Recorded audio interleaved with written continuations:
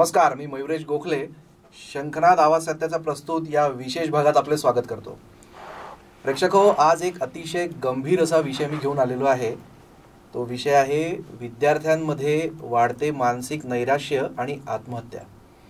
खरंच हा जो विषय आहे हा एक वैयक्तिक काळजीचा किंवा वैयक्तिक दुःखाचाच नाही आहे, तर त्याच्यासोबत एक संपूर्ण शैक्षणिक संस्था, खाजगी संस्था आणि आपल्या समाजामध्ये हा विषय कशा प्रकारे हाताळला जातो आणि त्यावर काय उपक्रम राबवला जाऊ शकतात, काय तोडगा निघू शकतो, हा सगळा विचार करणे गरजेचे आहे. आणि या विषयावर चर्चा करण्यासाठी आज आपल्याकडे संजय नाथे सर उपस्थित आहेत. संजय नाथे सरांकडून आपण जाणून घेणार आहोत की काय याच्यावर करू शकतो आपण. अनेक वर्षापासून ते शैक्षणिक क्षेत्रात कार्यरत आहेत. रोजगार नोकरी संदर्भ ह्या एका वर्तमानपत्राचे ते प्रबंध संचालक आहे. हे नुसतं वर्तमानपत्रच नाही आहे, याच्यामध्ये नोकरी संबंधात सगळ्या गोष्टी तर येतातच, पण त्याचसोबत विद्यार्थ्यांनी काय करावे, त्यांना कशा प्रकारे गायडन्स मिळावे, कुठल्या प्रकारच्या नोकऱ्या येतात, त्याच्यासाठी काय करायला पाहिजे, असे अनेक विषय या पत्रात हाताळले जातात. महाराष्ट्रातलं सर्वाधिक खप असणारं हे वृत्तपत्र आहे आणि संजय नाथे सर हे मागच्या अनेक वर्षापासून मुलांना मार्गदर्शन करतात आहे. तर चला आता नाथे पब्लिकेशनचे डायरेक्टर संजय सर यांच्याशी चर्चा करूया. संजय सर नमस्कार. आपले स्वागत आहे आमच्या शंखनादच्या स्टुडिओत. नमस्कार सर, खूप वर्षापासून आपल्याला भेटायची इच्छा होती आणि अनेक वर्षापासून तुमचं फक्त नाव मी पेपरमध्ये वाचतोय. अनेक वेळा विषय निघायचे की नागपूरमध्ये, विदर्भामध्ये नाथे सर आहेत जे एक वेगळ्या प्रकारचा उपक्रम आणि वेगळं काम करतात आहे. आज खरंच तो शंखनादमुळे आज हा योग जुळून आला आणि आमचे प्रेक्षक खरंच आज खूप काही माहिती आपल्याला मिळणार आहे. सर कसे आहात? बढिया, एकदम. सर मला एक सांगा, हा जो आत्महत्या हा जो विषय आहे, नॉर्मली असं बघितलं जातं की मुलांवर खूप प्रेशर असतं अभ्यासाचं किंवा करिअरचं. आपण बघितलं की महाराष्ट्रामध्ये तसा लिटरसी रेट चांगला आहे आणि बिहारमध्ये कमी आहे. तरी सुद्धा बिहारचे मुलं IAS IPS बनतात आणि महाराष्ट्रामध्ये आत्महत्येचं प्रमाण वाढत आहे. तर काय नेमकं याच्या मागचं कारण असेल? याच्या आर्थिक, सामाजिक आणि कौटुंबिक अशा 3 भागामध्ये आपल्याला त्याला वेगवेगळं विभाजित करता येतं. सर्वात महत्त्वाची बाब आहे आर्थिक. ज्या ठिकाणी इंडस्ट्रियलायझेशन मोठ्या प्रमाणात झालेलं आहे त्या ठिकाणी विभक्त कुटुंब पद्धती मोठ्या प्रमाणात वाढली. म्हणजे मुंबईमध्ये जेवढं विभक्तीकरण असेल तेवढं तुम्हाला नागपूरमध्ये सापडणार नाही, आणि जेवढं नागपूरमध्ये असेल तेवढं एखाद्या ग्रामीण भागामध्ये सापडणार नाही. आणि जिथे एकल पालक किंवा विभक्त कुटुंब येतात त्या ठिकाणी मुलांच्यावर जे संस्कार व्हायला पाहिजे ते संस्कार होत नाही. आज ते संस्कारच्या अभावी मुलं मोबाईलच्या मागे लागतात आणि मोबाईलच्या अतिवापरामुळं नैराश्य वाढत चाललं. पण गेल्या महिन्यात मे मध्ये आपल्या इथे एक सायकोलॉजिस्ट परिषद झाली, आंतरराष्ट्रीय सायकोलॉजिस्ट परिषद झाली, आणि त्यामध्ये राष्ट्रीय आणि आंतरराष्ट्रीय तज्ञांचा समावेश होता. आणि त्या मानसतज्ञांनी भारतात जे सर्वे केला होता त्यानुसार त्यांनी सांगितलं की ते 33% मुलं हे नैराश्यात आहे. आता 33% आकडा म्हणजे फार मोठा झाला, खूप मोठा. आणि त्या 33% मध्ये 8% म्हणजे अति डिप्रेशन, ग्रेट डिप्रेशन मध्ये, म्हणजे डॉक्टरांच्या सल्ल्यानुसार चालून राहिले, औषधं घेऊन राहिले. ही त्या मागचे कारण सांगितलं. आता हे नैराश्याचं कारण ते जे सांगतात ते म्हणतात याच्यासाठी 80% पालक जबाबदार आहे आणि 20% मोबाईल जबाबदार आहे. जे पालक जबाबदार म्हणजे कसं की मूल जेव्हा रडायला लागलं तर त्याच्या हाती तुम्हाला काम आहे, तुम्ही एकटे आहात, तुम्हाला जॉबला जायचं आहे किंवा इतर कामही करायचे आहेत, त्याच वेळेस मुलांचे टिफिन, इतर कामं असतात, शाळेची तयारी वगैरे. तर वडील कामाला चालले, आई जॉबला चालली आहे, घरी असेल तर तिच्या मागे एकापेक्षा जास्त कामं आहेत. तर अशा वेळेस छोटं मुलं असेल तर त्याच्या हातात मोबाईल दिला जातो आणि अशा पद्धतीनं मोबाईलची लत त्या मुलाला लागते. तर हे मोबाईलचं लत लागण्याचं कारण, मोठ्या प्रमाणात व्यसन लागण्याचं कारण पालक वर्ग राहिला. आणि सामाजिकताही तशीच बनत चालली.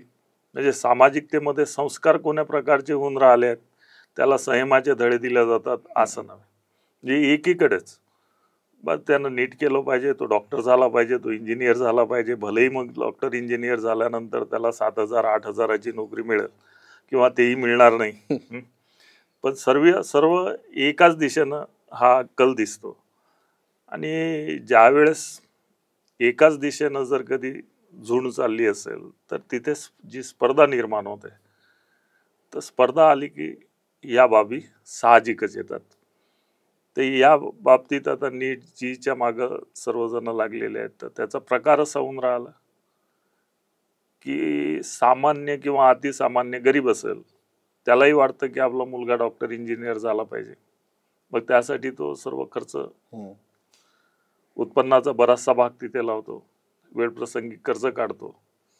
आणि हे सर्व केल्यानंतर जेव्हा मुलाला पाहिजे त्या प्रमाणात पैसा मिळत नाही, तर तेव्हा ते निराश, डिप्रेशनमध्ये जातात. आणि मुलंही तोपर्यंत मॅच्युअर्ड होतात. त्यांना ही अपेक्षा असते की आई वडिलांनी आपल्यासाठी एवढ्या खस्ता काढल्यात, काहीतरी आपण घरी दिलं पाहिजे. मग त्यावेळेस जेव्हा त्याला अपेक्षित असा जॉब मिळत नाही आणि घरची अशी परिस्थिती, म्हणजे रोजच्या रोज ते मरण्यासारखा तो प्रकार येतो जो त्याला नैराश्यात ढकलतो. आता बिहारच्या ठिकाणी आपण जर पाहिलं तर बिहार म्हणजे सर्वात अशिक्षित राज्य. भारतात सर्वात कमी, म्हणजे मिझोर वगैरे, 7 सिस्टर आपण ज्याला म्हणतो, अरुणाचल प्रदेश वगैरे, हे सर्व त्या बिहारच्या बरीच पुढे आहे. मिझोर तर आज भारतात सर्वात जास्त साक्षर झालाय, केरळाच्या समोर गेलाय.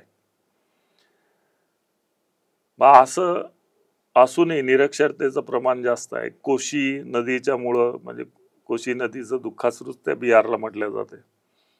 2/3 जमीन त्या कोशी नदीच्या प्रवाहामुळं बाधित होते बिहार. असं असतानाही तिथं IAS IPS होण्याचं प्रमाण जास्त असण्याचं कारण एक तर तिथे इंडस्ट्रियलायझेशन नाही. आता इंडस्ट्रियलायझेशन नसल्यामुळं लोकलमध्ये जॉब मिळण्याची शक्यता नाही, म्हणून तिथे आधीपासूनच मुलावर ते बिंबवलं जाते, एक तर शिकला तर तो सरकारी नोकरीसाठी शिकला पाहिजे, नाही तर त्यांना सोडून शेती करायची. म्हणून मोठ्या प्रमाणात मुलं सुरुवातीलाच, म्हणजे 8वी 9वी 10वी पासूनच त्यांचं staff, railway, bank, UPSC, BPSC Bihar लोकसेवा आयोग या परीक्षेची तयारी सुरू होऊन जाते. म्हणून तिथे रेल्वे, बँक, सर्व क्षेत्रामध्ये, इव्हन UPSC मध्ये 50% पेक्षा जास्त जागा बिहारची मुलंच घेतात. पण तेच वातावरण आपल्याकडे नाही. इथे ग्रॅज्युएट झाल्यानंतर त्याला कुठे ना कुठे काही ना काही जॉब मिळून जातो, तो डिस्ट्रॅक्ट होतो. जे कॉन्सन्ट्रेशन, जी स्पर्धा त्याला इथे करायची असते तेवढं तो लक्ष देत नाही. मग 1-2 वर्ष करायचं, चालढकल, जमलं तर जमलं, नाही जमलं तर सोडून द्यायचं, असा प्रकार आपल्या इकडे मोठ्या प्रमाणात दिसतो. तर बिहारमध्ये, आणि दुसरी गोष्ट कसं आहे की बिहार शिक्षितापेक्षा तो अशिक्षित आत्महत्या करताना दिसत नाही. खरी गोष्ट आहे. म्हणजे कुटुंब प्रमुख आत्महत्या करेल पण त्या घरातली लेडीज आत्महत्या करत नाही, असा प्रकार त्या गरिबांच्या घरात असतो की त्यांना ते सवय असते धैर्य हे करण्याची, त्या गरिबीत राहण्याची. हे मात्र सहन करू शकत नाही. आजच्या पिढीमध्ये तर ते संस्कारच नाही आहे. संवेदनशीलता ही अतिशय मुलांची कमी होत चालली. संयम अगदीच सुटून गेलेला आहे आणि त्याला मोठ्या प्रमाणात हातभार आपल्या टेक्नॉलॉजीनं लावला, मोबाईलनं लावला. त्यामुळं मुलांचं धैर्य ज्या वेळेस संपतं, त्याला कोणतेच मार्ग नाहीत अशासारखं वाटतं, तर तो त्या दिशेनं वाटचाल करतो. म्हणून मुलांची इथे आत्महत्येचे प्रकार खूप वाढले, एवढे वाढलेत की सर्वोच्च न्यायालयाला त्याची दखल घेण्याची गरज पडली. बरं, ICMR आणि स्टेट गव्हर्नमेंट आरोग्य विभाग याचे आकडे अलीकडेच प्रसिद्ध झाले.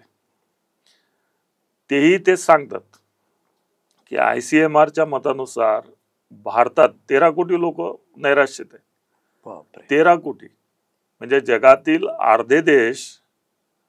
अर्ध्या देशाची लोकसंख्या त्या आपल्या देशातल्या नैराश्याच्या लोकसंख्येपेक्षा कमी आहे, अर्ध्यापेक्षा जास्त. म्हणजे 10, 15, 20 देश असतील की ज्यांची लोकसंख्या 13 कोटीपेक्षा जास्त आहे. म्हणजे अमेरिकेसारखा देश 22 कोटीचा आहे. म्हणजे याच्यावरून आपण लक्षात घेऊ शकतो की इथं नैराश्याचं प्रमाण किती आहे. त्यात 3.5 कोटी नैराश्यग्रस्त लोक हे महाराष्ट्रात आहे.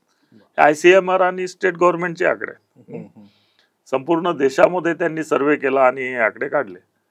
आता 3.5 कोटी, त्यातही ते म्हणतात की 18 ते 35 वयोगटातील मुलांची संख्या जास्त आहे. 18 ते 35 वयोगटाचा, आता महाराष्ट्राची लोकसंख्या पहा, त्यात 18 ते 35 वयोगटातील मुलं काढले तर साधारणतः अर्धे मुलं हे नैराश्यग्रस्त आहेत हे शासन म्हणतं. बरं, त्याच्या समुपदेशनासाठी शासनाने जो हेल्पलाईन नंबर दिलेला आणि जी व्यवस्था केलेली आहे त्यातून फायदा मिळालेले लोक किती, तर 1,67,000. म्हणजे 3.5 कोटी पैकी तुम्ही पोहोचले किती लोकांपर्यंत. म्हणजे हा प्रश्न एक असा एक सामाजिक झालेला आहे, एक अरिष्ट निर्माण झालेला आहे. म्हणून या बाबतीत मुलांमध्ये अवेअरनेस होणं, त्यांना नैराश्यातून बाहेर काढण्यापेक्षा ते नैराश्यात जाणारच नाही याची काळजी घेणं हे जास्त महत्वाचं. बरोबर. आणि ह्याच्यामध्ये बऱ्याचदा आपण असंही बघू शकतो की जसं तुम्ही सांगितलं मोबाईल, की म्हणजे संयम कमी झालेला आहे मुलांमधला. आणि बऱ्याचदा आता तुम्ही इतके वर्षापासून सर या क्षेत्रामध्ये आहे, तर असं काही संकेत असतात का की या मुलाला आपल्याला ओळखता येईल की हा डिप्रेशन मध्ये आहे म्हणून? आता सायकोलॉजिस्टनं त्याचे काही दिलेलं आहे की मुलगा उशिरा उठतो, रात्री त्याला झोप येत नाही, किंवा उठल्याबरोबर लगेच तो मोबाईल घेतो. असे लहान लहान गोष्टीवरून लक्षात येऊन जातं. तो लगेच त्याला बोलल्याबरोबर तो चिडचिडेपणा करतो, त्याचे उत्तर देताना तो हे करतो. अशा छोट्या छोट्या गोष्टी आहे, पण ज्याच्याकडे साधारणपणे पालकवर्ग सुद्धा दुर्लक्ष करतो. त्याचं कारण असं आहे की हे जसजसे त्याचे लक्षणं वाढत जातात घरचे सुद्धा त्याला हॅबिच्युअल झालेले असतात. त्याच्यामुळं त्याच्या लक्षातच येत नाही की बाबा असा वागायला लागला तर त्याचं कारणही असेल. पण जेव्हा तो जास्त प्रमाणात तसा वागायला लागतो, म्हणजे मग रात्र झोपत नाही, एकटाच बसलाय, एकीकडे एकटक कुठेतरी पाहून राहिलेला आहे, म्हणजे अशासारखे जेव्हा लक्षणं त्यांना दिसायला लागतात तेव्हा कुठेतरी दुसऱ्याचा सल्ला घ्यायला जातात की अरे हा अभ्यासच करत नाही, अभ्यासात मन लागत नाही. मोबाईल घेतला तर आता पूर्वीसारखा तो हे नाही, तो भांडायला लागतो, फार अग्रेसिव्ह होतो. तर ही लक्षणं असतात, ही फार स्लो वाढत जातात. त्याच्यामुळं घरच्यांना कधी फार उशिरा ते लक्षात येते.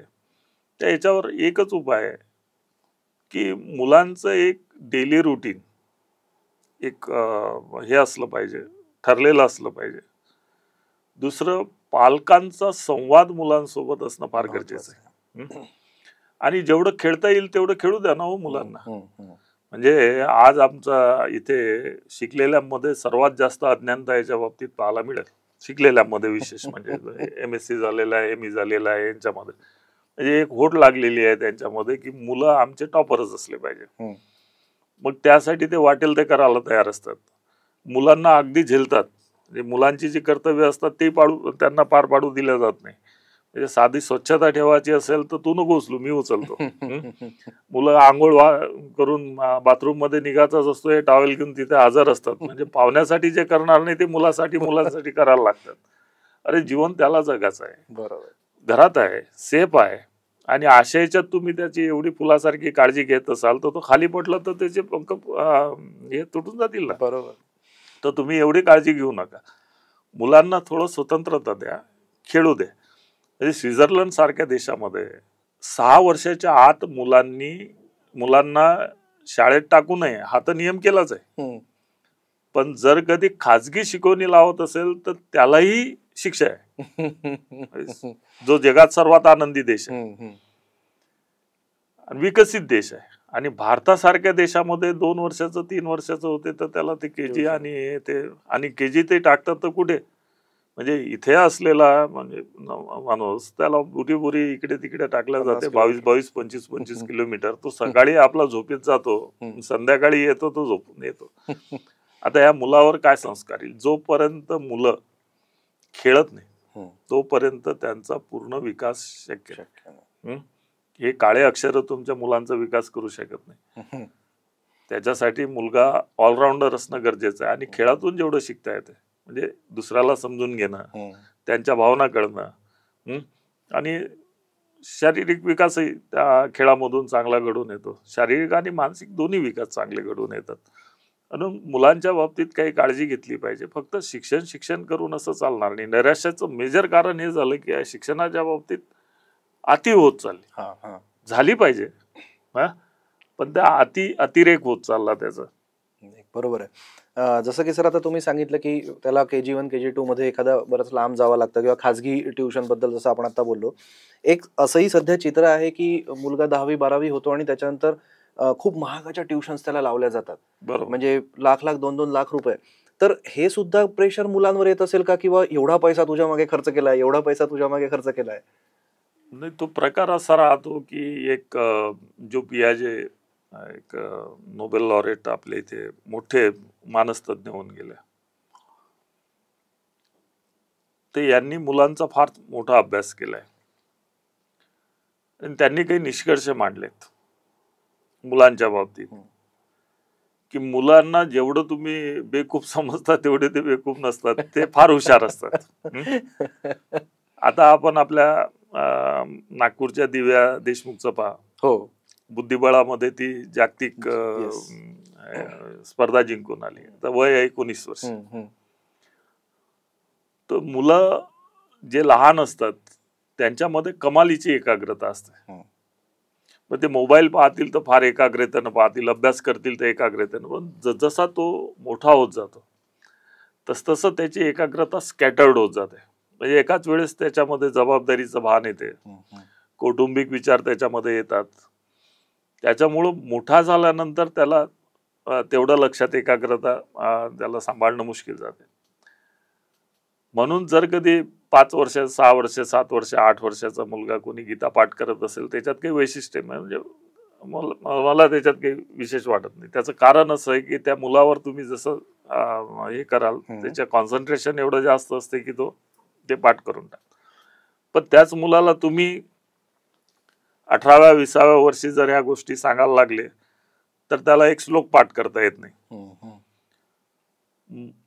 ह्या मुलांना ज्यांना पालकवर्ग लहान समजतो त्यांच्यावर ते नेहमी हे बंबाट करत राहतील. बेटा तुला आम्ही गाडी लावून दिली, मग त्याचा 1000 रुपये खर्च येतो. म्हणजे ज्याला काही कळत नाही त्याच्या समोर ह्या गोष्टी ते बोलत असतात अनावधानाने. मग तुझ्यासाठी एवढा खर्च केला, तू शाळेत जायला नकार देऊन राहिला. तर हे जे त्याच्यावर बिंबवल्या जाते, साहजिकच त्याला जेव्हा हे कळायला लागतं की ज्या गरजेच्या गोष्टी असतील त्या बाजूला ठेवून, म्हणजे घरात काही सामान आणायचं आहे त्याच्याऐवजी तुमच्या फीला जास्त प्राधान्य देऊन राहिला पालकवर्ग, तर हे त्या मुलाला जेव्हा समजायला लागतं तर साहजिकच आहे दबाव त्याच्यावर येणारच की पालक आपल्यासाठी जर कॉम्प्रोमाइज करत असतील तर आपल्याला तिकडे लक्ष दिलं पाहिजे. पण तिकडे लक्ष दिलं पाहिजे तर त्याच्याही काही वैयक्तिक गोष्टी असतात ना. त्यालाही वाटते आपले, तो आजूबाजूच्या एका वातावरणात राहत असतो. सर्वच मुलं काही त्याच्या बरोबरीचे म्हणजे त्याच्यासारखेच मध्यम वर्ग कनिष्ठ मध्यम वर्गातले असतील असं नव्हे, ते श्रीमंताची मुलं असतात. मग त्याचंही अनुकरण तो करत असतो. त्याला व्हायचं तसं राहते, म्हणजे त्याच्यासारखे महागडे कपडे, तर तो आपल्या जिद्दीवर कायम राहतो. आणि घरातल्यांना एक प्रकारचं मग ते ब्लॅकमेल म्हणा की मला ह्या गोष्टी पाहिजे, आमची गरज आहे. आणि शाळेचंही वातावरण म्हणजे असं आहे की एक मॉन्टेसरी आपल्या इथे होऊन गेल्या आणि त्यांनी सांगितलं की मुलांना वयाच्या 12व्या वर्षापर्यंत हसत खेळत शिकवा. आणि ह्या शाळेत असं आहे की तुम्ही 3 वर्षाचं 4 वर्षाचं मूल जेव्हा जाते तर त्याला फक्त शिस्त शिकवलं जाते. इथेच बसला पाहिजे, चूप बसला पाहिजे, शांततेनं बसला पाहिजे. तर अरे काय कुठे चाललं तो? ज्याला म्हणजे मुलाच्या व्यक्तिमत्वासाठी शिस्त गरजेची नसते. बरोबर आहे. त्याच्यावर जे संस्कार व्हायला पाहिजे तेच संस्कार. आणि हे शिकवणारे कोण असतात? हे ते असतात की ज्यांना मानसशास्त्राचं कवडी नॉलेज नसते. भले त्यांच्याकडे डिग्री असेल, ते ग्रॅज्युएट पोस्ट ग्रॅज्युएट किंवा BEd वगैरे ते झालेले असतील, पण त्यांना बालमानसशास्त्राचं 0 नॉलेज असते. आता तेच परिणाम घेऊन पुढे जर मुलं येत असतील तर त्याचे काय इफेक्ट होतील तेच होतील. गेल्या 15-20 वर्षापासून कोचिंग मध्ये हा प्रकार सुरू झाला, KG ते अमकं डमकं ह्या सर्व गोष्टी यायला लागल्या. आणि आता आपण पाहतो की सर्व सर्वे अशी येऊन राहिले की हे सर्व निराशाजनक वातावरण निर्माण झालं. याचं मूळ मोठ्या प्रमाणात तिथेही आहे, तुमच्या एज्युकेशन मध्ये आहे. म्हणून त्या बाबतीत अवेअरनेस असला पाहिजे. सुप्रीम कोर्टानं डिसिजन देताना हे कॉलेजच्या बाबतीतच दिलं ना. त्यांनी पॅरेंटला सुद्धा सांगितलं की तुम्ही त्या मुलांकडे कसं लक्ष देता, तुम्ही त्याच्यासाठी वेळ देता का. आणि सर्वात जास्त मार्गदर्शक तत्वे जी दिली आहेत ही कॉलेजसाठी दिली आहेत, शाळा कॉलेजेससाठी दिली आहे की तुम्ही आता ते उपाय सांगून राहिले. सुप्रीम कोर्टानं उपाय सांगितले आहेत की 100 मुलं असतील तर एक सायकोलॉजिस्ट असला पाहिजे, समुपदेशक असला पाहिजे, किंवा ज्याला त्याचं नॉलेज असेल तसा सामाजिक कार्यकर्ता असला पाहिजे. अरे पण कशासाठी. आधी हे तुम्ही सर्व देऊन राहिले की हे नैराश्यात गेल्यानंतर किंवा त्याचं समुपदेशन करण्यासाठी आहे. अरे ते जाऊच नाही. म्हणून त्यांनी त्याच्यात फक्त या 15 मार्गदर्शक तत्वामध्ये 3च मार्गदर्शक तत्व असे दिली आहेत की जे जाऊच नाही. म्हणून खेळाचा हे असलं पाहिजे, संपूर्ण व्यक्तिमत्व विकास असला पाहिजे, गुणावर जाऊ नका, त्याच्या संपूर्ण व्यक्तिमत्व विकासावर तुम्ही जा, अशा प्रकारचे 3च दिलेले. पण बाकीचे असे आहेत की जे आफ्टर डिप्रेशन आहे. बरोबर. त्याच्याऐवजी या व्यवस्थेमध्येच थोडा अवेअरनेस असला पाहिजे. शिक्षक या बाबतीत अवेअर असले पाहिजे. शिक्षकांच्या बाबतीत दिलेलं आहे त्यांनी की प्रत्येक शिक्षकांचं 6 महिन्यातून वगैरे, काही मला निश्चित आठवत नाही, 6 महिन्यातून एकदा त्यांचं समुपदेशन असलं पाहिजे. त्यांना सायकोलॉजीच्या बद्दल नॉलेज दिलं पाहिजे. चांगलं आहे.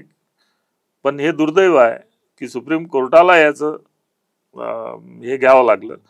जे आकडे निर्माण करणारे, आकडे घेणारे आहेत, राज्य शासन आहे, केंद्र शासन आहे, ज्यांनी पावलं उचलायला पाहिजे त्यांनी पावलं न उचलता सुप्रीम कोर्ट, आणि सुप्रीम कोर्टानं आदेश दिला आणि तो असा आहे की जोपर्यंत राज्य शासन किंवा केंद्र शासन या बाबतीत कायदे करत नाही तोपर्यंत हे मार्गदर्शक तत्व बाकी सर्व शाळा कॉलेजला बंधनकारक राहते.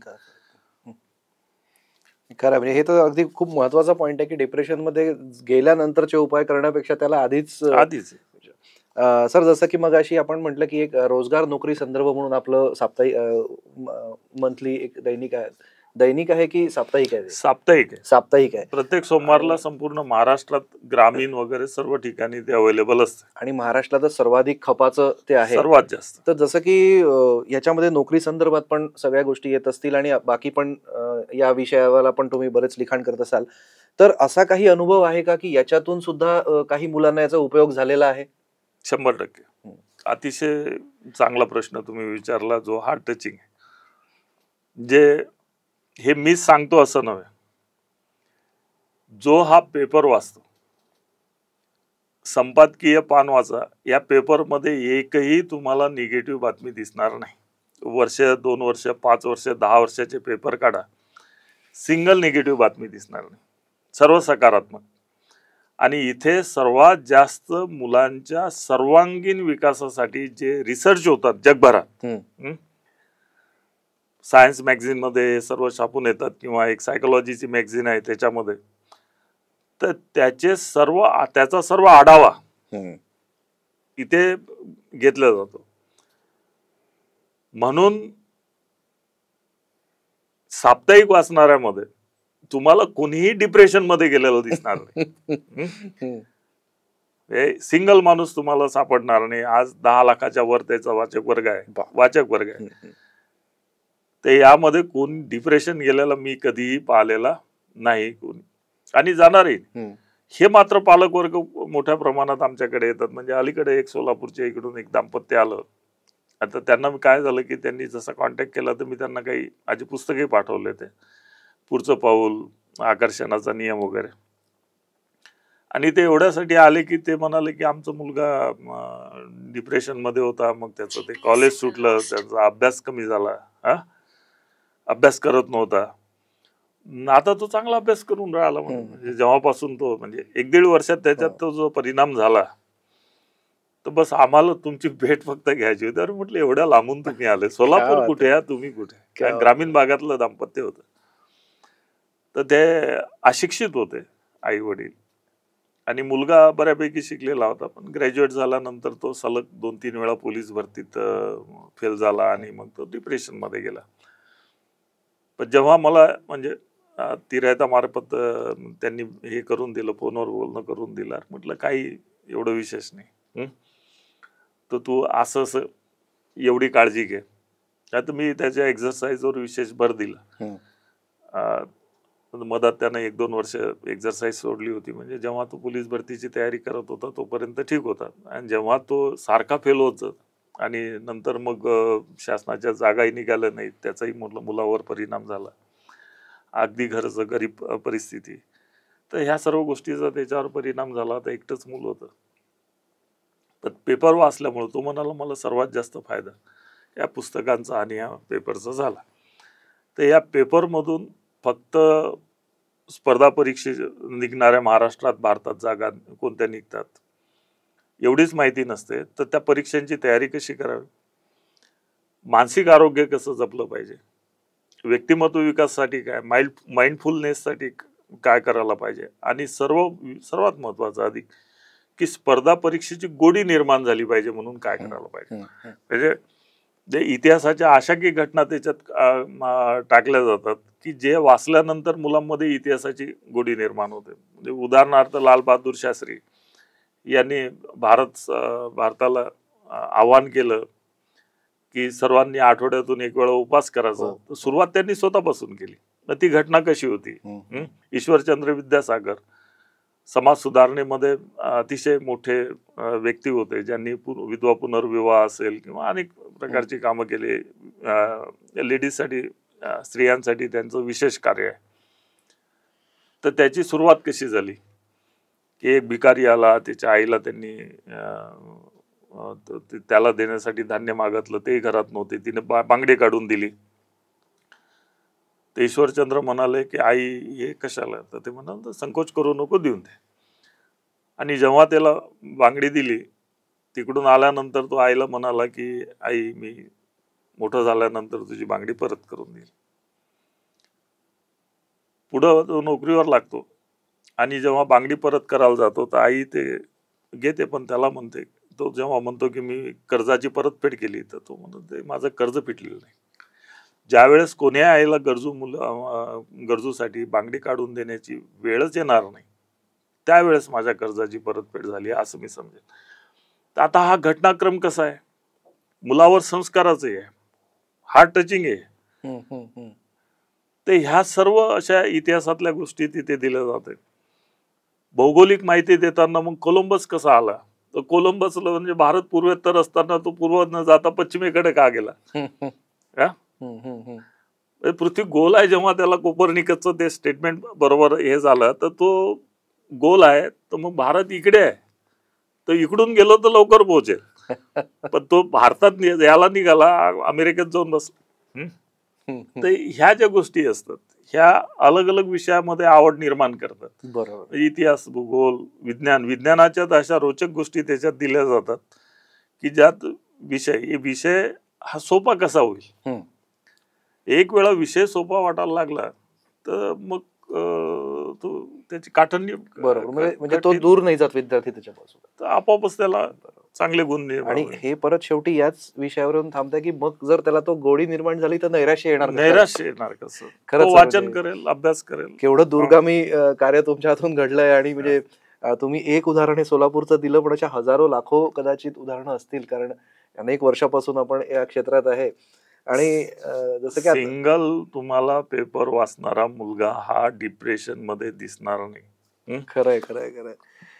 सर, जसं की तुम्ही सांगितलं की परीक्षेची तयारी मुलं करतात, तर याच्यात पण कधी कधी शासनाच्या जागा निघत नाहीत किंवा त्याच्यामध्ये यश येत नाही. तुम्ही अनेक वर्षापासून नाथे पब्लिकेशनचं काम बघताय, तुम्ही डायरेक्टर आहात त्याचे, आणि अनेक पुस्तकं, मला वाटतं 150 पुस्तकं तुमची पब्लिश झालेली आहेत आणि बाकी पण बरीच आहेत. हे आता माझ्यासमोर एक पुस्तक ठेवलंय, मी IAS. तर IAS टॉपरचा संघर्ष, यश आणि प्रेरणादायी प्रवासाची कहाणी. हे टायटल वाचूनच एक अंदाज येतोय की नेमकं काय या पुस्तकात असेल. तर मला एक असं वाटतं की हे कसं काय तुमच्या, म्हणजे कधी याचं, जसं आता तुम्ही ईश्वरचंदचं जसं एक सांगितलं, तर तसं तुमच्या आयुष्यात पण असं काही इन्स्पिरेशन आहे की तुम्हाला असं वाटलं की हे काहीतरी आपण करायला हवं? नाही, आहे ना. मी स्वतःच या सर्व याच्यातून गेलेलो. पण हे पुस्तक लिहिण्यामागचा एक उद्देश होता की आपल्या इथे कोचिंग क्लासेस नाहीत म्हणून अभ्यासच करायचा नाही, गाईड नाही आहे म्हणून अभ्यास करायचा नाही, असे एक मुलं मोठ्या प्रमाणात असतात. तर याला काही गरज नसते. आता यावेळेस देशात टॉप आलेल्या मुलींना तिनेही सुरुवातीला सांगितलं होतं कोचिंग नाही, पण ते मॉक टेस्ट वगैरे ते द्यायची. म्हणजे स्वतःला तपासण्यासाठी काहीतरी माध्यम असलं पाहिजे. जसं आम्ही आमच्या पेपरमध्ये एक पेपर सेट देत असतो, पोलीस भरती असेल, MPSC असेल, रेल्वेचे असतील, म्हणजे त्याचा अभ्यास किती झाला कळेल कसं. बरोबर. तर आपल्या इकडे एक अधिक मोठी बाब पाहिली की 4-4, 5-5 वर्षापासून मुलं पोलीस भरतीची तयारी करून राहिले आणि 14-14 तास अभ्यास करतात. UPSCचा अभ्यास करणारा मुलगा हा पहिल्या दुसऱ्या अटेम्प्ट मध्ये उत्तीर्ण करतो, तिथे टॉपरच्या स्टोऱ्या छापलेल्या आहेत. आणि यात 90% मुलं अशी आहेत की जे कोणत्याही कोचिंगला गेलेली नाहीत आणि मॅक्सिमम ग्रामीण भागातली. पण ते माहिती मिळू शकतात, ते अभ्यास करून पास करू शकतात. ज्यांची खाण्याची व्यवस्था नाही आहे ते काय कोचिंग लावणार आहेत. एका मुलाची स्टोरी अशी आहे की त्याला पुस्तकं घ्यायलाही पैसे नव्हते. म्हणजे मित्रानं त्याला ते इकॉनॉमी, हिस्ट्री, पॉलिटीचे जे जुने पुस्तकं असतात ज्याला कव्हर फाटलेला आहे, मधात पानं फाटलेले आहेत, अनेक ठिकाणी गुन्हा केलेले आहेत, ते पुस्तकं वाचून त्याने UPSC क्लिअर केली. यांना करता येते आणि तेही पहिल्या किंवा दुसऱ्या अटेम्प्ट मध्ये ते पास होतात. फार कमी आहेत त्याच्यात 3-4 अटेम्प्ट घेतलेले. तर मग तुम्हाला का करता येत नाही? जी परीक्षा 4 महिन्यात पास करता येते त्या परीक्षेला तुम्ही 4-4 वर्ष का लावतात? स्पर्धा परीक्षेचं एक वैशिष्ट्य आहे, मी सांगितलं, लहान मुलांमध्ये एकाग्रता जास्त असते. बिहार मधले मुलं का पास होतात मोठ्या प्रमाणात? 8वी-9वी पासून अभ्यासाला लागतील तर ते पास होतील. रेल्वेमध्ये सर्वात जास्त ते. आणि मग तुम्ही ते आंदोलन करता की नाही तुमच्या महाराष्ट्रात सेंटर मिळालं तर इच्छित ते मुलं नाही आले पाहिजे. यानं काय होणार आहे? बरोबर आहे. म्हणजे तुम्ही मुलांमध्ये द्वेष पेरण्याचं काम कराल. तुम्हाला कोण थांबवलं आहे ते परीक्षा पास करण्यासाठी? तर तुम्ही अभ्यासात मागं पडत असाल तर तुम्ही त्याच्यासाठी तयारी केली पाहिजे. तर हे भलतीच्याकडे भरकटण्याचं काही कारण नाही. महत्वाचं आहे की ते मुलं सुरुवातीपासून अभ्यास करा. योग्य वेळी स्पर्धा परीक्षेची तयारीला सुरुवात केली, त्या स्पर्धा परीक्षा अवघड नाही आहे. पण तुम्ही ग्रॅज्युएट करता, पोस्ट ग्रॅज्युएट करतात, नंतर BEd, M.Ed, नेट सेट आणि सर्व याच्यातून बाहेर निघाल्यानंतर मग आता म्हणजे जेव्हा तो पूर्ण स्कॅटर्ड झालेला असतो, म्हणजे सामाजिक, आर्थिक, कौटुंबिक सर्व दबाव त्याच्यावर असतात, त्यावेळेस तो स्पर्धा परीक्षेच्या अभ्यासाला लागतो. मग म्हणतो की 14 तास अभ्यास. अरे 14 तासात 2 तासही अभ्यास होत नाही ना. सर्व कधी घरचा विचार येऊन राहिला, कधी कोणता विचार येऊन राहिलाय, असं तिथे बसून तुम्ही अभ्यास करत असाल तर त्याला काही अर्थ राहत नाही. म्हणून तुम्ही कॉलेजमध्ये असतानाच जर कधी याची तयारी केली तसंच त्यांना पास करता येते. एवढ्या अवघड नाही आहेत त्या परीक्षा. शेवटी अभ्यास कोणता येतो, अभ्यासक्रम कोणता आहे? आता एवढ्या मुलांमध्ये प्रत्येकाला NCERT पुस्तक. आम्ही MPSCचा अभ्यास करणाऱ्या मुलाला सांगतो की अरे ते क्वेश्चन बँक सोड, ते अमका ठोकळा टमक्या ठोकळ्याची गरज नाही. 8वी, 9वी, 10वी, 11वी, 12वीची पुस्तक बेसिक आहेत, आधी ते कर, त्याच्यानंतर स्पर्धा परीक्षेची पुस्तकं. पण ते सोडून बाकी सर्वच करणार. म्हणजे बर्डी या दिशेला आहे आणि हे असं जातात, मग इकडे जातील, तिकडे जातील, तिकडे जातील, तिकडे जातील, नंतर तिथं बर्डीला पोहोचतात.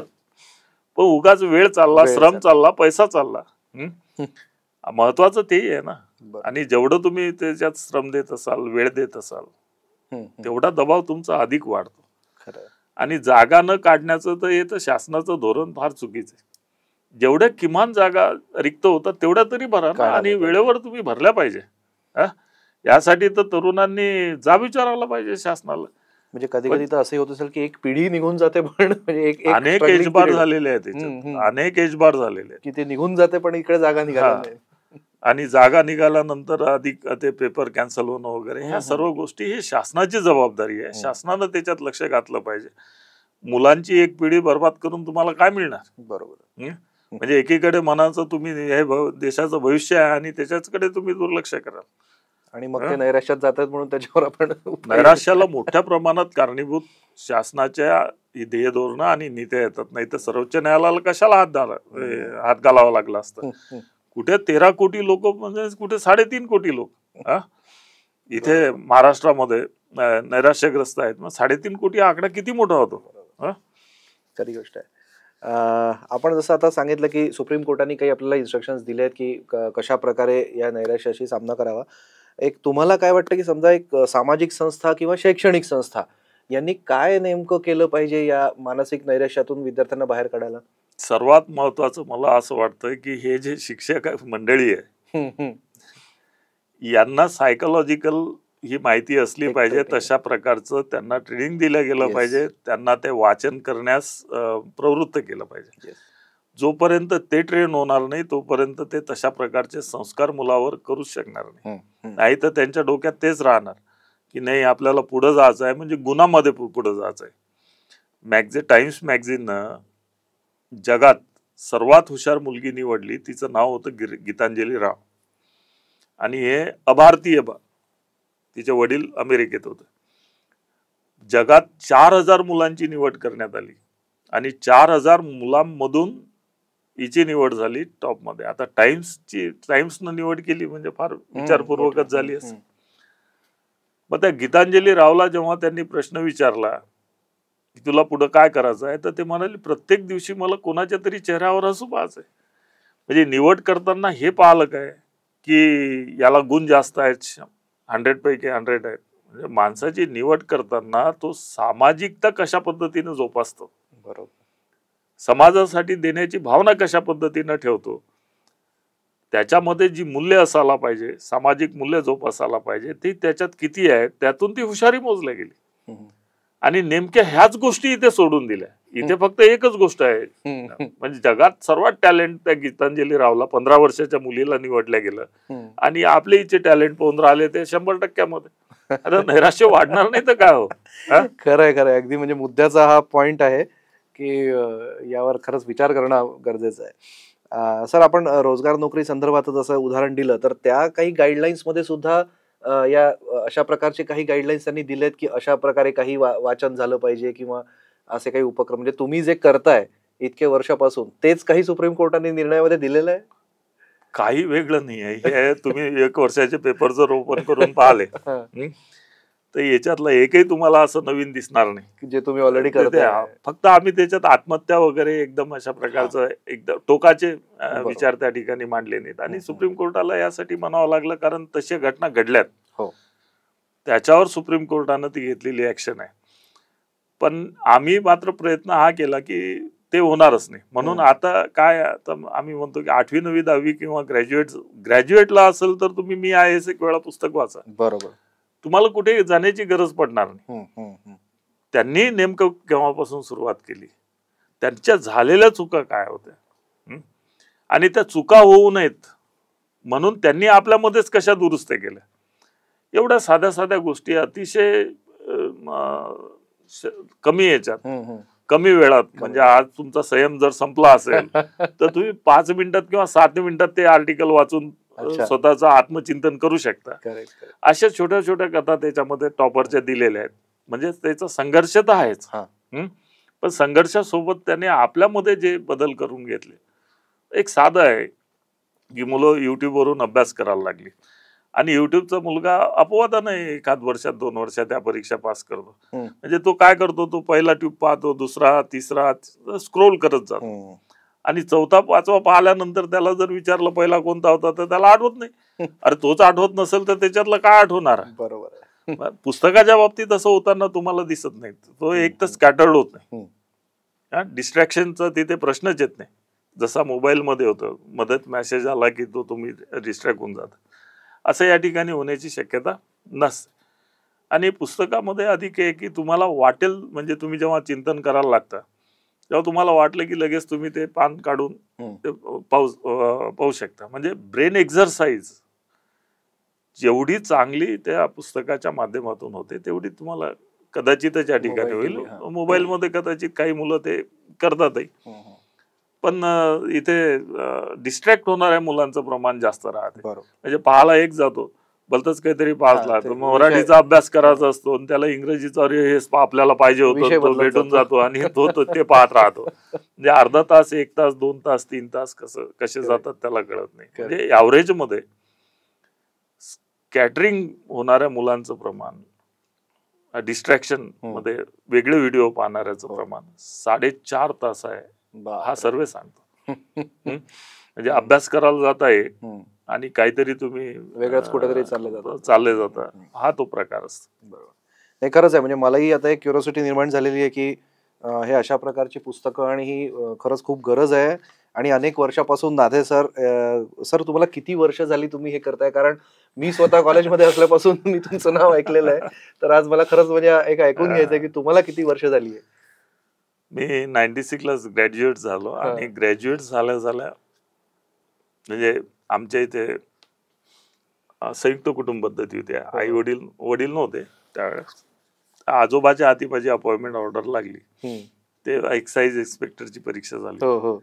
आता मी म्हटलं आता ते अमरावतीला, म्हणजे एक्साइजचं तेव्हा फिजिकल आमचं अमरावतीला होणार होतं. मी म्हटलं आजोबाला आता ते सापडलं तर आजोबा इथं ठोकल्याशिवाय राहणार नाही. आणि ते फ्रीडम फायटर ते जे लोक होते, मी फ्रीडम फायटर नॉमिनी होतो, तर त्याच्यात ते तिथं ढकलल्याशिवाय राहणार नाही. नोकरी करायचीच नाही असं तो माझा उद्देश होता.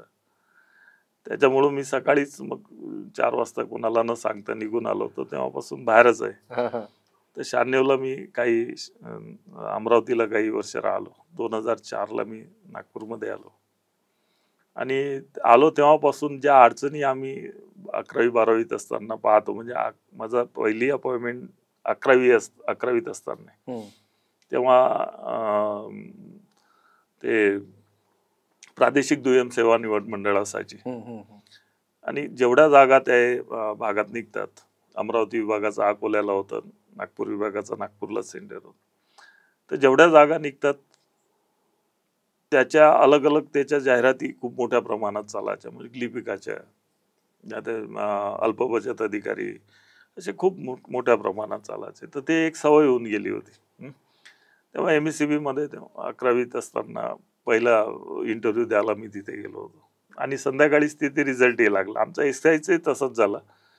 दुपारी इंटरव्ह्यू दिला आणि संध्याकाळी 4-6 वाजता त्यांनी लिस्ट त्या ठिकाणी कस्टम हाऊसला मुंबईला लावून दिली.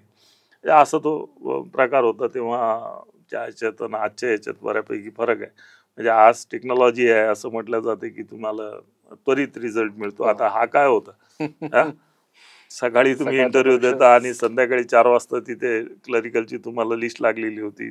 एक्साइजला कस्टम हाऊसला इंटरव्ह्यू झाला आणि संध्याकाळी 6 वाजता साहेबांनी लिस्ट लावून टाकली. म्हणजे या ठिकाणी इमानदार लोक राहिले, त्या ठिकाणी असं चालत आलं. इथे प्रादेशिक दुय्यम सेवा निवड मंडळामध्येही 3 महिन्याच्या आत रिझल्ट लागत होते. 2-3 महिने फार, तर 3 महिने खूप झाले, 2-2.5 महिन्यातच रिझल्ट येऊन जायचे. तर 96ला असा तो प्रसंग आला, नोकरी करायची नाही म्हणून घराच्या बाहेर पडलो. तेव्हापासून बाहेरच. त्यावेळेस आम्हाला ते जागा समजत नव्हत्या. अमरावतीला यावं लागत होतं. अमरावतीला तेव्हा अधिक दुसरीकडचे येणारे पेपर, साप्ताहिक वगैरे ते पाहणं, मग त्या जागा तेव्हा काही नेट नव्हतं, मग त्या कुठं मिळतील त्याचा शोधाशोध, त्या पैसे नसायचे, म्हणजे ह्या सर्व गोष्टी होत्या. तर तेव्हापासून डोक्यात होतं की हे प्रसंग पुढं मुलावर येऊ नये. म्हणून जेव्हा मी हे प्रकार सुरू केले, कोचिंग आणि क्लासेस आणि सेमिनार, तर त्याच वेळेस मी पेपरही सुरू केला. म्हणजे आर्थिक परिस्थिती नव्हतीच मुळात, म्हणून तो पेपर सुरू केल्यानंतर तो कसा चालवला, काय चालवला, ते मोठी मजा आहे, त्याची एक स्टोरीज आहे. आणि साप्ताहिक चालवणं म्हणजे काही सामान्य बाब नसते. म्हणजे पेपरचं सर्वात मोठं उत्पन्नाचं साधन कोणतं असेल तर ते ऍडव्हर्टाईज असतं. बरोबर आहे. आणि साप्ताहिकाला अशा काही ऍडव्हर्टाईज वगैरे मिळत नसतात. आता शासकीय सुरू झाले, पण शासकीय रेट अतिशय कमी असतो. म्हणून त्याचं 8 पेची किंमत 15 रुपये. आणि 15 रुपये असूनही ते सुरुवातीला जे स्ट्रगल केलं, जी मेहनत केली, त्याचा एक मोठ्या प्रमाणात फायदा होतो. आज वाचक वर्ग मोठा आहे. आणि विशेष म्हणजे तुम्हाला फायदा झाला, तुम्ही 4 लोकांना सांगून राहिले, यातून ते वाढत चाललं. अनेक कॉलेजेसमध्ये, विदर्भात जवळपास सर्व कॉलेजेसमध्ये आहे हा न्यूजपेपर साप्ताहिक आहे. नाही, म्हणजे मी आता विचारच करत होतो की हा एकदा आपल्या घरी पण सुरू करावा तुमचं हे सगळं ऐकल्यानंतर. कारण मी हे सगळे वाचलेले आहेत, पण आता मधल्या काळात जरा विद्यार्थ्यांमध्ये हे मोबाईलमुळे कमी प्रमाण झालं असेल, तर हे खरंच खूप छान तुम्ही आता सांगितलं. पश्चिम महाराष्ट्रामध्ये आम्हाला ज्येष्ठांचे फोन येतात, हो. मुलांचे नाही. हम्म. कोणी ब्रिगेडियर आहेत, कोणी मेजर जनरल आहेत, कोणी कर्नल आहेत, आणि ते म्हणतात की आम्ही पेपर वाचतो. तर आश्चर्य वाटतं की बाबा ते म्हणजे मुलांना सांगण्यासाठी, मुलांचं वाचन कमी झालं, मग अशा जागा निघाल्या तर त्यांना सांगता आलं पाहिजे. आणि ते कमालीचं तुम्ही ते जे आर्टिकल लिहिलेले असतात. आता जे सायकोलॉजीचं जे SSBच्या इंटरव्ह्यूला असलेले कर्नलचा आम्हाला फोन आला होता, तर ते एवढे प्रभावी होते की, आणि तेही तिकडचेच पश्चिम महाराष्ट्राचे. इथे नागपूरमध्ये आहेत काही, इथे आमचे एक ब्रिगेडियर आहे, पेपरच्या माध्यमातूनच ओळख झाली, त्यांना ते खूप आवडला. म्हणून ते मुद्दामून त्यांनी ऑफिसमध्ये फोन करून ते सांगतात की अमक्या ठिकाणी अशी चूक झाली. तर हे मोठा आनंद येतो. खरं. आमच्या शंखनाथचाही नेहमी हाच एक प्रयत्न असतो की अशा प्रकारचे विषय जे जनतेला खरंच खूप गरजेचे आहेत, आणि त्या प्रकारचे तज्ज्ञ इथे बोलवून आम्ही त्यांच्याकडून अशा प्रकारे बरीच माहिती नेहमी घेत असतो. सर, तुम्ही सुद्धा इथे आज आलात, आणि एक खूप कळकळीचा असा हा मुद्दा आहे जो सगळ्या पालकांना, सगळ्या शिक्षण संस्थांना, खाजगी संस्थांना सुद्धा हा फार महत्वाचा आहे, आणि अनेक पैलूंवर आज यांनी प्रकाश पाडलेला आहे या सगळ्या मुद्द्यांच्या. सर, अगदी एक शेवटचा प्रश्न मी तुम्हाला विचारेल की नैराश्य आलेल्या विद्यार्थ्यांसाठी तुम्ही काय संदेश द्याल? नैराश्य आल्यानंतर तर त्यानं गाईडच घेतलं पाहिजे. पण मुलांनी आपली दिनचर्या ठरवावी. सकाळी लवकर उठलं पाहिजे, व्यायामाच्या इकडे लक्ष द्यावं. दुसरं, मोबाईलचा अति वापर होत असेल तर आठवड्यातून किमान एक दिवस 2 तास 3 तास तरी मोबाईल बाजूला, मोबाईल डिटॅच, हे असं दूर राहिलं पाहिजे. तिसरं आणि महत्वाचं मला जे वाटते की त्याचं व्यक्तिमत्व विकासाची अत्यंत चांगली पुस्तकं आहेत. रॉन्डा बर्न आहे, नेपोलियन हिल आहेत, लुईस हे आहे. आम्ही व्यक्तिमत्व विकासाच्या आकर्षणाच्या नियमपासून अनेक पुस्तकं लिहिलेली आहेत. झोपताना ही पुस्तकाचं या पुस्तकाचं एक चॅप्टर फार तर 10 मिनिट किंवा 15 मिनिट लागतील. झोपण्याच्या आधी तुम्ही टीव्ही बंद करा, 1-1.5 तास आधी टीव्ही पाहणं बंद करा, आणि झोपताना तुम्ही एक तरी चॅप्टर वाचा. एका महिन्यात तुम्हाला अतिशय चांगले रिझल्ट मिळतील. बरोबर.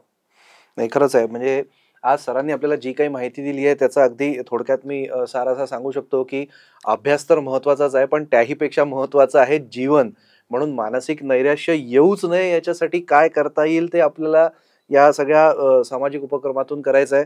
सर, आपण इथे आलात, आम्हाला एवढी बहुमूल्य माहिती दिलीत, आम्हाला वेळ दिला, त्याच्यासाठी आमच्या शंखनाथ चॅनल कडून आणि आमच्या तमाम प्रेक्षकांकडून आपले खूप खूप धन्यवाद. खूप खूप. योगा मेंटल हेल्थ आठवडा चालू आहे. हो हो. त्यात मुलाखतीचा कार्यक्रम झाला. धन्यवाद. धन्यवाद सर.